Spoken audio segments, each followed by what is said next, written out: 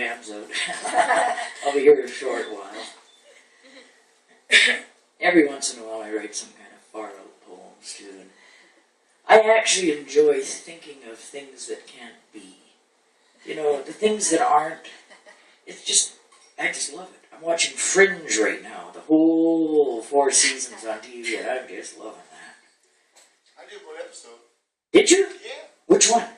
Oh, the last year, I think. I'm not into that yet. I'm still in season 3, but I can't wait for season 4. It's just a great show. Yeah, I it was just a great show.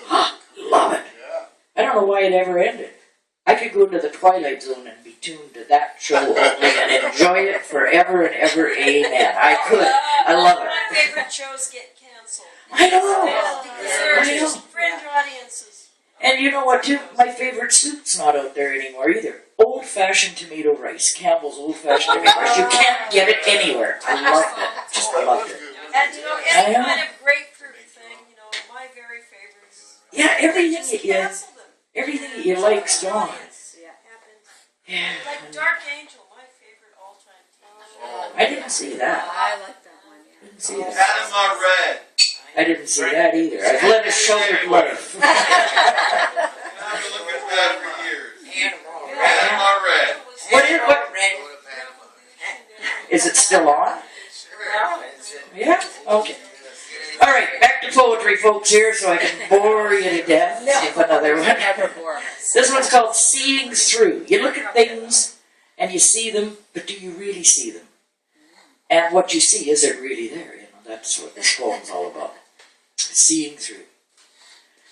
Everything that isn't is only when it isn't.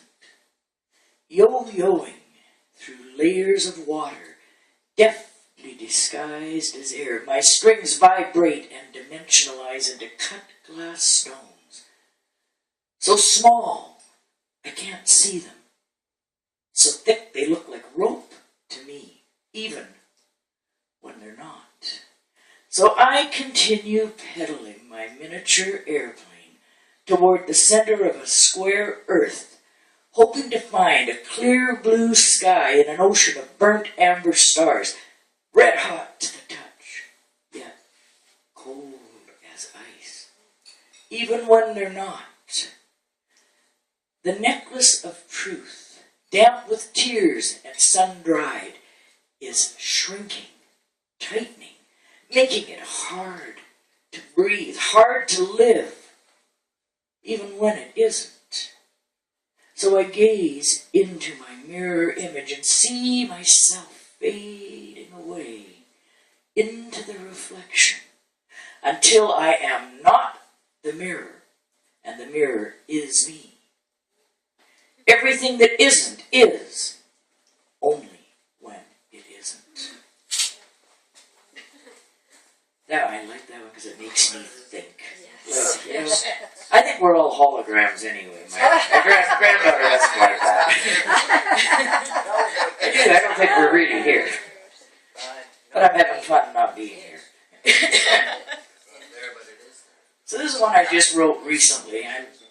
I try and write kind of nature poems just because I think it's a good thing to do. And I like writing them. Whitewater rapids, the froth and the beauty of the white water. Whitewater rapids, frothing and foaming, the slick black rocks, moaning and groaning. The west wind howling, the log jam, growling as it creaks and sneaks its way through the channel, like a wet rabid dog running wild and free on the raging river's back. An eagle flies by with selective eyes, soaring, careening with high-pitched keening. It swoops and dips, talons and wingtips, diving and wishing for old-time fishing. Once there were birch bark canoes, ponies, and moccasin shoes imprinting the shore, but that was before machinery and dredges tore down mountain ledges before pollution invaded and these waters were jaded. The white water rapids gurgle and scream in the tight chokehold of man and machine. An eagle flies across a gray sky. A teardrop falls from his eye in this twilight noon for things done too soon. Once there were birch bark canoes.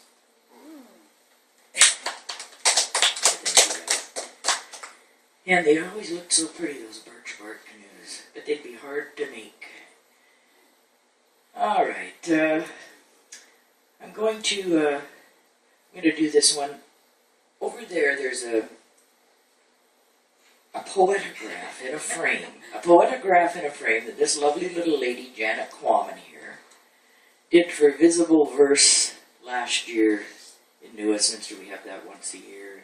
They put poems with artists and have a big showing, and it's really nice, and Janet does a lovely job. She's so artistic. So you can see it a little bit better. And we'll pick someone from the audience to read from the audience, if you can see it. That's a little small. But anyway, it's a nice job there, Janet. This is called Bleak House Alley. And I got the idea for it just simply because I always liked that title of Charles Dickens' book, Bleak House. Boy, that's a good title. Who'd ever want to live in a bleak house? Anyway, I thought about an alley in Bleak House Alley. So, here's how it goes from there.